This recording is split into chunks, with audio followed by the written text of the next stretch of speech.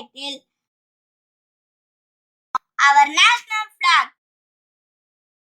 After India was free from British rule on 5th August 1947, it adopted its own national flag. Our national flag consists of three colors. They are saffron, white and green. In the center of white band, there is an Ashoka Chakra. It has 24 spokes. Our flag is the symbol of our pride, freedom and unity among our people. Saffron color stands of sacrifice, white color for peace and green for production.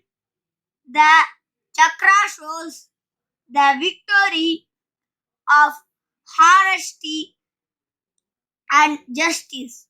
Our national flag teaches us that we should believe in truth, sacrifice, and unity. Our national flag is hoisted by our Prime Minister on 5th August very year. Our President hoisted the flag on 26th January every year.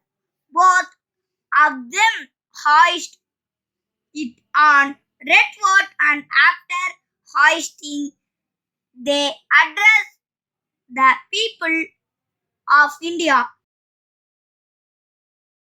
Our national flag is very dear to us.